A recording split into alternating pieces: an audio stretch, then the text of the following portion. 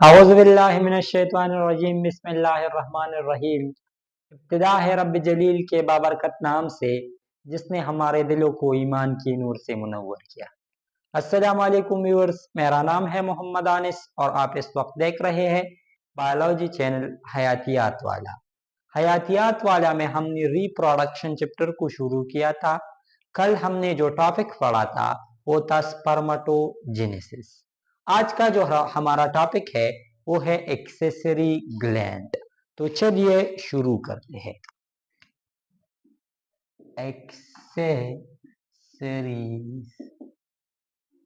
Accessories gland. अब accessory gland क्या है? जब आपकी बॉडी से स्पर्म का इजेक्शन होता है तो आपने देखा होगा कि एक whitish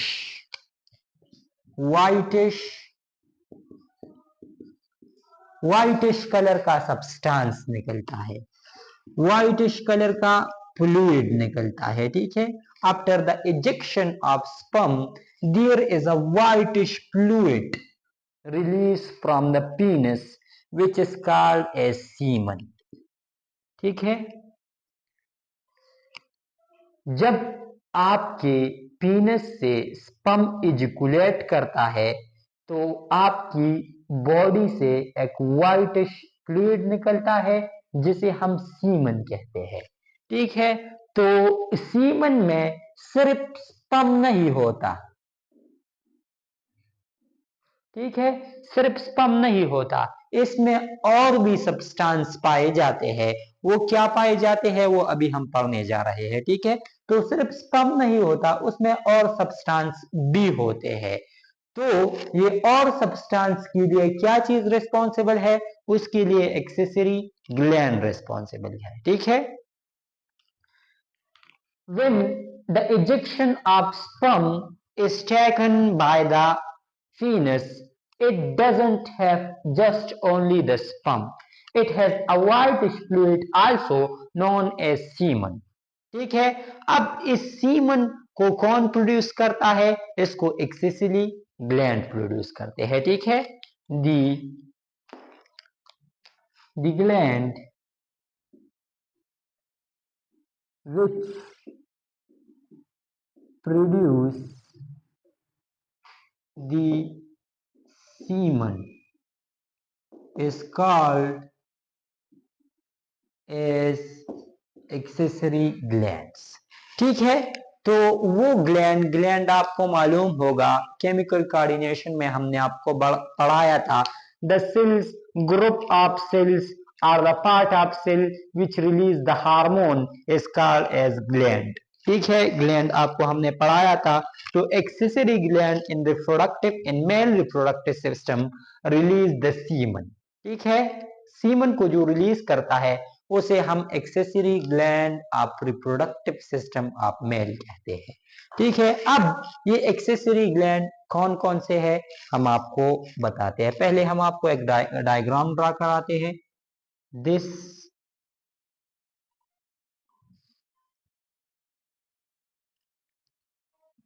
is a urinary bladder.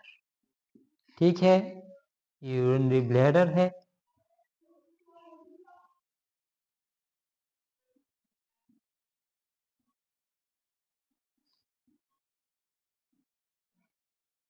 अब यहां हमारे पास ये हो गई टेस्टिस, ये एक टेस्टी हो गया, ये दूसरा टेस्टिस हो गया। ठीक है, अब इस टेस्टिस के गिर्द यहाँ पर ये हमारे पास इपिडिडाइमस हो गया,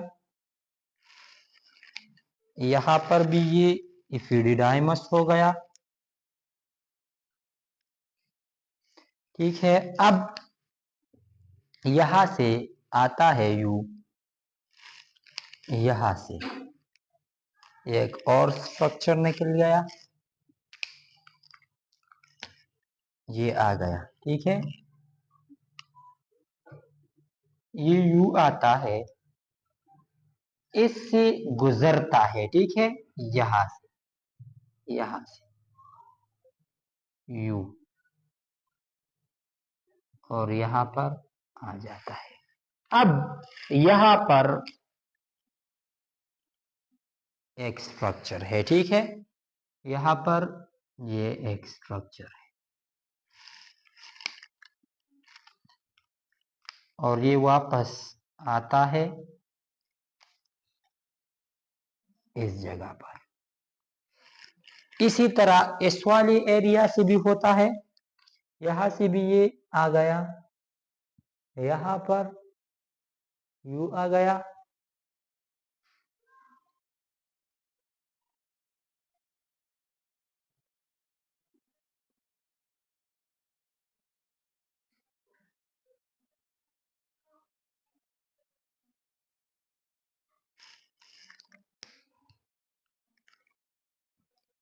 यहां पर भी अब एक स्ट्रक्चर है यू, ठीक है, और वापस ये इससे यू मिलता है,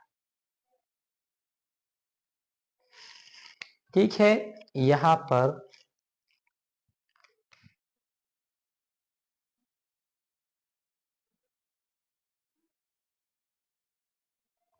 दिस इज यूरेथ्रा, जबकि दिस इज स्ट्रक्चर और यहाँ पर एक और स्ट्रक्चर है, ठीक है। तो इसकी डायग्राम कुछ यूं है। अब आपको हम बताते हैं कि इसमें क्या क्या है। दिस इज यूरिनरी ब्लैडर, ठीक है, ये यूरिनरी ब्लैडर है जहां पर यूरिन जमा होता है, ठीक है। अब ये वाला जो है this one is called as vas deferens, ये वॉज डिफरेंस है, ठीक है। जबकि ये वाला जो हमारे पास है दिस वन, ये आपको मालूम होगा टिस्टिस है, ठीक है। इस टिस्टिस के ऊपर ये वाला जो है दिस ग्रीन वन, ये वाला, इसे हम कहते हैं इपी डी डायमस, इसको हम इपिडिडाइमस कहते हैं, ठीक है। अब this green one, this is called as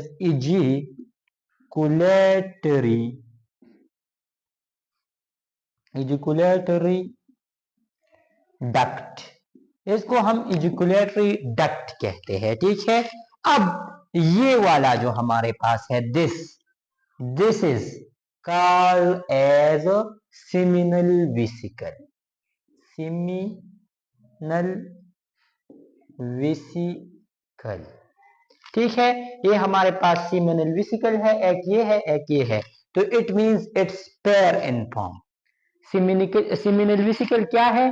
pair in form है। जबकि ये वाला हमारे पास है दिस इज का, ये ग्लैंड है, ठीक है, दिस इज ग्लैंड, और ये जो है this one is called as prostate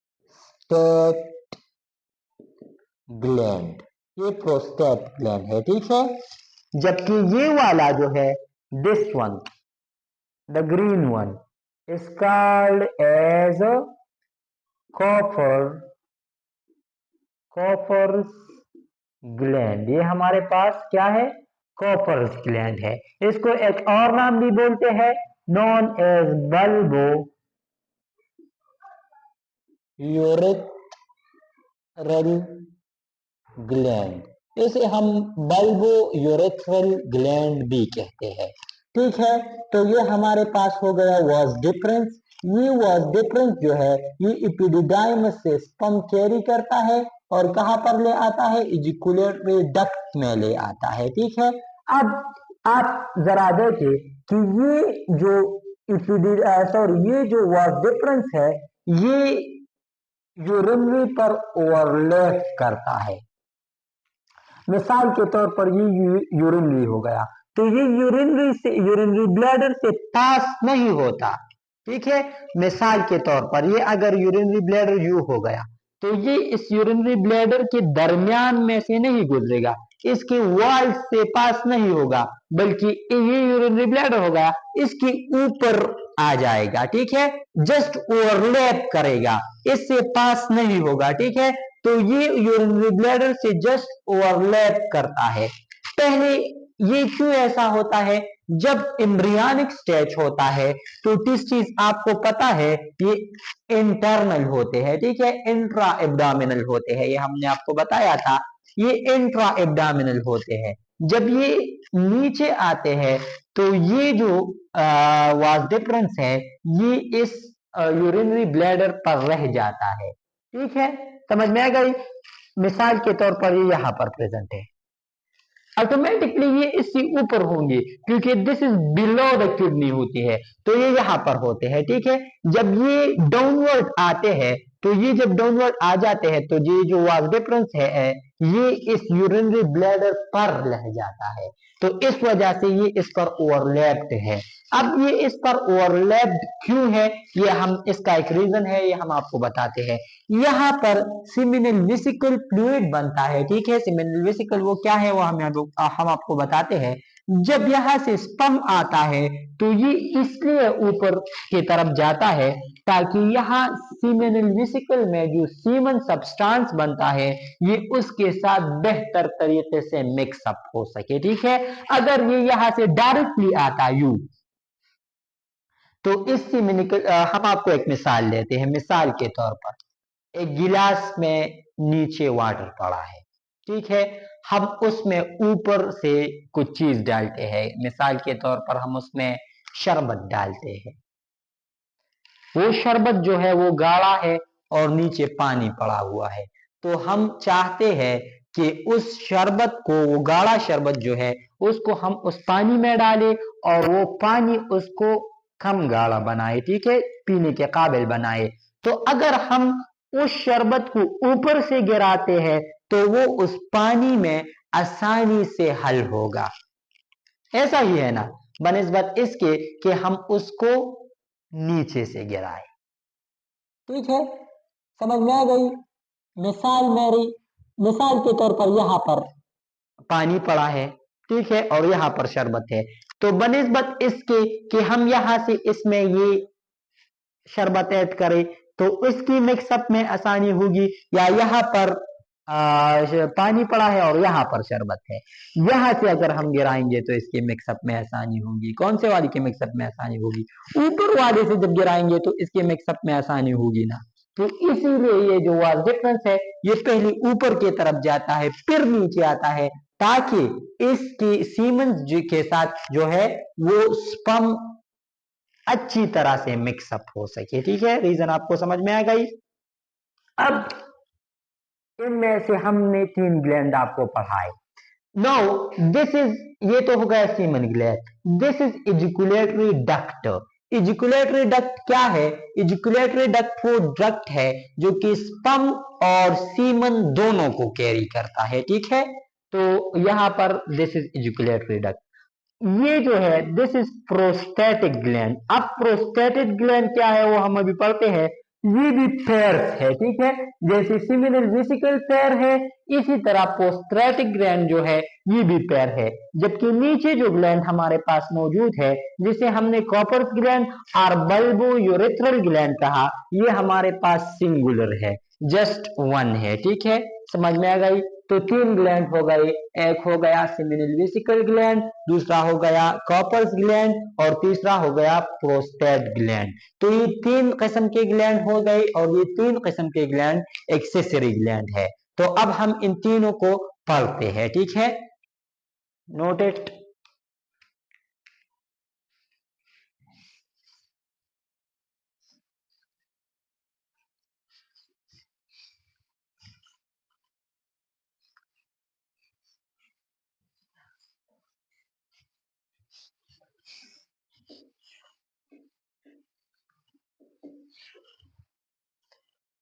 पहला ग्लैंड हमारे पास है सीमिनल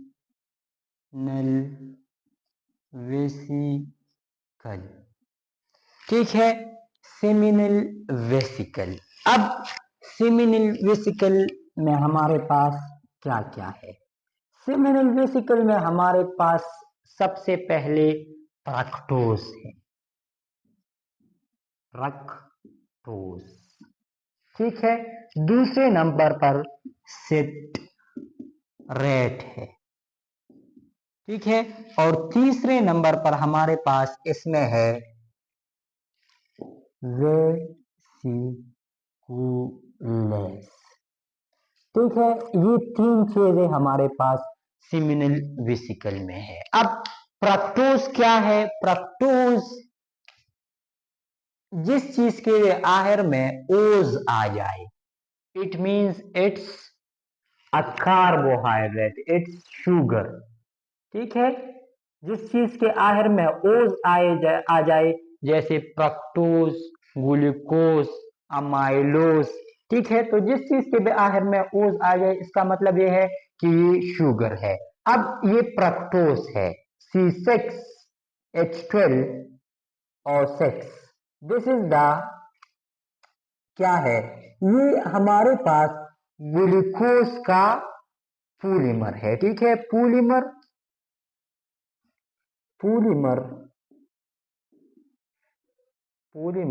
ऑफ ग्लूकोज, ये हमारे पास ग्लूकोज का पॉलीमर है। जबकि इसका जो मेन फंक्शन है वो है फूड ऑफ स्पर्म। स्पर्म की जो खुराक है वो दरअसल में फ्रक्टोज है। स्पर्म का जो खुराक है वो क्या है? वो फ्रक्टोज है। ठीक है, अब सिट्रेट क्या है? सिट्रेट अगर आपको मालूम हो, सिट्रेट जब आप रिस्पायरेशन पढ़ते हैं तो रिस्पायरेशन के साइकिल में हमारे पास एक कंपाउंड बनता है जिसे हम सिट्रेट कहते हैं। तो सिट्रेट जो है ये एटीपी प्रोवाइडर है। ठीक है, स्पर्म को जो एटीपी मिलते हैं वो कहां से मिलते हैं? सिट्रेट से मिलते हैं। समझ में आ गई? ATP provider is citrate, while vesiculase जो है ये हमारे पास एंजाइम है। अब जिस चीज के आखिर में भी एज आ जाए, it means it's an enzyme. ठीक है, जिस चीज के आखिर में भी एज आ जाए उसका मतलब ये है कि वो क्या है? वो एंजाइम है। तो वेसिकुलेस हमारे पास एक एंजाइम है जो कि हेल्प करते हैं इन कोआगुलेशन। कोआगुलेशन क्या है? कोआगुलेशन मींस सख्त होना। ठीक है, जब स्पर्म निकलता है तो उसके बाद उसकी सख्ती के लिए कौन सा चीज रिस्पॉन्सिबल है? उसके लिए रिस्पॉन्सिबल है वेसिकुलेस enzyme which is responsible for coagulation, means सख्त होना। coagulation का मतलब क्या है? सख्त होना। ठीक है, तो ये तीन सब्सटेंस हमारे पास हो गई सीमिनल वेसिकल में। अब आते हैं प्रोस्टेट के बारे में। प्रोस्टेट, तो प्रोस्टेट में क्या है? प्रोस्टेट ग्लैंड में हमारे पास क्या होता है? एक तो हमारे पास यहाँ पर आयंस होते हैं। ठीक है, कहा जो सीमन प्रोड्यूस होता है, सीमन में ये चीजें होते हैं। ये अब सीमन आहिस्ता आहिस्ता से सीमन प्रोड्यूस हो रहा है। ठीक है, फ्रक्टोज आ गया, सिट्रेट आ गया, वेसिकुलेज आ गया, और इसके अलावा इसमें डिफरेंट आयंस आ गए जिसमें से कैल्शियम +2 हो गया। ठीक है, इसके अलावा इसमें हमारे पास आता है ये व्हाइटिश कलर जो है, व्हाइटिश कलर। ठीक है, ये आ गया किस चीज की वजह से? कैल्शियम आयन की वजह से। इसके अलावा इसमें येलोविश कलर भी आता है। तो येलोविश कलर जो है वो किस चीज की वजह से आता है? वो आता है फ्रक्टोज की वजह से। जो येलोविश कलर है वो फ्रक्टोज की वजह से आता है, जबकि जो व्हाइटिश कलर है वो हमारे पास कैल्शियम से आता है। तो इसमें आयंस हो गए। इसके अलावा इसमें हमारे पास कलर आ गया यहाँ पर। इसके अलावा जो स्मेल है जो सीमन का अपना स्पेसिफिक स्मेल होता है वो भी यहाँ से आता है, ठीक है। तो यहाँ से कलर आता है और स्पेसिफिक स्मेल आती है। इसके अलावा यहाँ से आयंस आते हैं, ठीक है। तीन चीजें यहाँ पर भी होते हैं, एक कलर आ गया, दूसरा इसका स्पेसिफिक स्मेल आ गया और तीसरा इसमें आयंस आ गए। तो ये प्रोस्टेट ग्लैंड की तरफ से आता है। अब आते हैं last one, bulbourethral gland. Third one is bulbourethral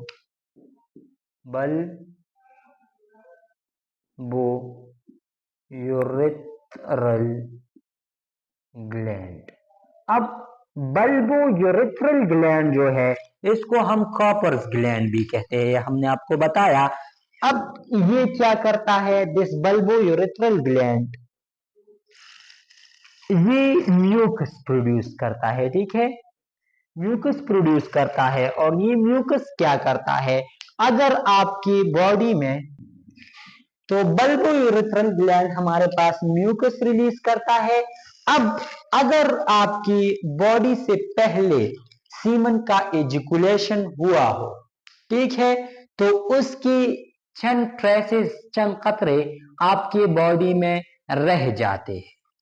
वो ट्रेसेस जो है, जब आपका नेक्स्ट टाइम स्पर्म इजैकुलेशन होता है तो उससे पहले वो म्यूकस जो बल्बोयूरेथ्रल ग्लैंड प्रोड्यूस करते हैं, वो म्यूकस उन कतरों को, उन सीमन की ट्रेसेस को रिलीज करता है और उसे ग्लैंड्स यानी हेड ऑफ पीनस पर सर्कुलेट करता है, ताकि हेड ऑफ पीनस जो है वो ल्यूब्रिकेंट बन सके, ताकि उसके लिए फीमेल की वुल्वा में घुसना आसान हो सके, ठीक है। तो वो काम कौन करता है, बल्बोयूरेथ्रल ग्लैंड वो काम करता है, ठीक है। यहाँ पर मैं आपको एक बात बताता चलूं कि जो प्रोस्टेट ग्लैंड है ये अल्कलाइन, स्लाइटली अल्कलाइन फ्लूइड भी प्रोड्यूस करता है, ठीक है। Slightly alkaline fluid. अब ये स्लाइटली अल्कलाइन होता है, जो सीमन है ये थोड़ा सा अल्कलाइन होता है। थोड़ा सा अल्कलाइन इसलिए होता है क्योंकि हमने आपको बताया था, जब हमने आपको डिस्टिल कन्वोल्यूटेड ट्यूब्यूल पढ़ाया था, तो हमने आपको बताया था कि वहां पर अमोनियम आयन ऐड होता है ताकि उसकी पीएच, जो यूरिन का पीएच है, उसको बढ़ा सके। तो इसका मतलब ये हुआ कि जो यूरिन है वो एसिडिक इन नेचर होता है, ठीक है, little bit but acidic in nature. अब ये फ्लूइड जो है ये अल्कलाइन इन नेचर होता है, ठीक है, यानी बेसिक इन नेचर होता है। तो ये एसिडिक और बेसिक आपस में मिलते हैं और न्यूट्रल माहौल प्रोवाइड करते हैं, जिसकी वजह से स्पर्म जो है वो न्यूट्रलिटी में रहता है। अगर ये अल्कलाइन ना हो, बेसिक ना हो, तो स्पर्म कहाँ आएगा, स्पर्म आएगा यूरेथ्रा में, और यूरेथ्रा में वो ज्यादा पीएच को फील करेगा, जिसकी वजह से वो बेसिसिटी, एसिडिटी में बरकरार नहीं रह सकेगा और उसकी डेथ हो जाएगी, ठीक है। तो इसीलिए ये स्लाइटली अल्कलाइन है, ताकि यूरेथ्रा में एसिडिटी को खत्म करा जा सके, ठीक है। समझ में आ गई आपको। This is the accessory glands. मैं आपको एक समरी देता हूँ। सिमिलिन वेसिकल फ्रक्टोज सेट्रेट और वेसिकुलेज एंजाइम्स रिलीज करते हैं। Fructose is the food of sperm while citrate provide the ATP to sperm and the vesiculase is the enzyme which help in the coagulation of semen, ठीक है।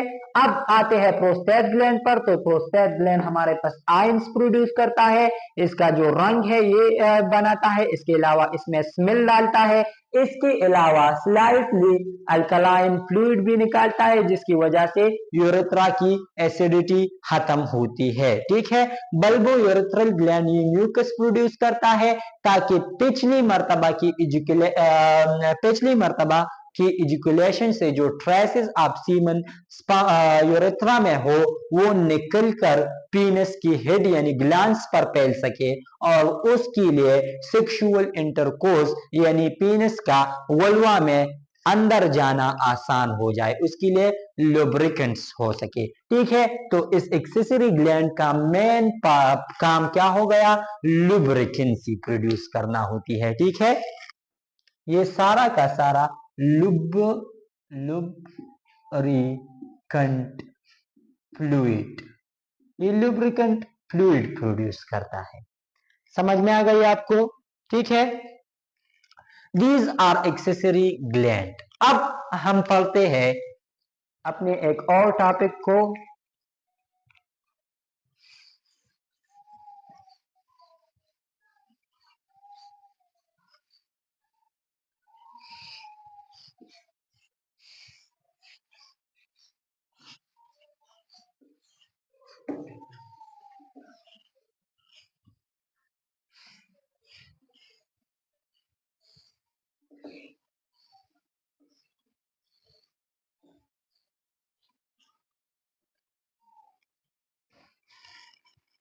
अब हम पढ़ते हैं पीनस।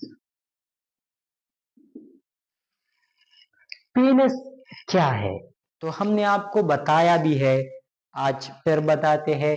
पीनस is the secondary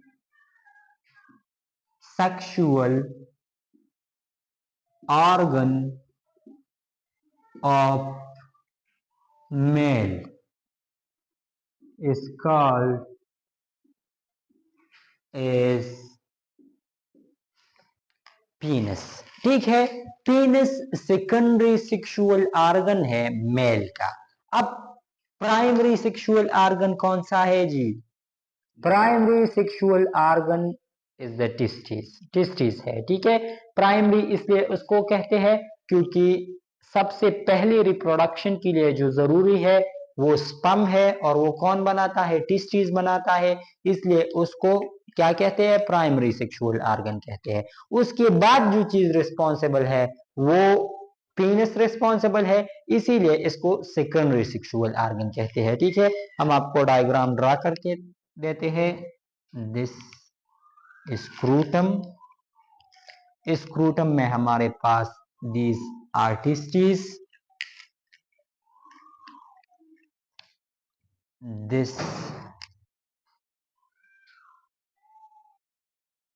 this is penis and this is head of penis,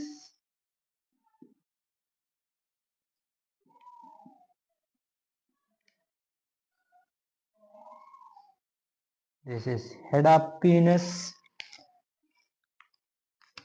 this is another structure, यहाँ पर ये एक और स्ट्रक्चर हो गया, और यहाँ पर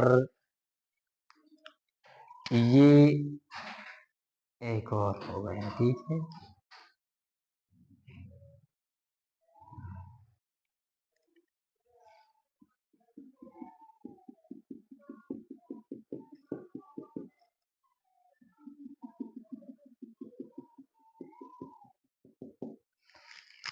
ऐसा स्ट्रक्चर है। ठीक है, अब दिस वन, ये आपको पता है, this one is called a scrotum, ये स्क्रूटम है, ये आपको मालूम है।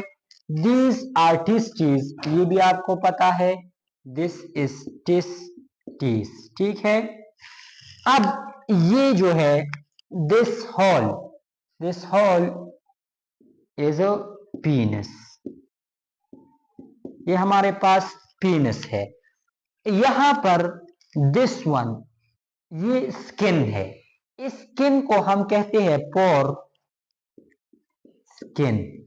ठीक है, और ये जो हेड है this one, this head is called as glands.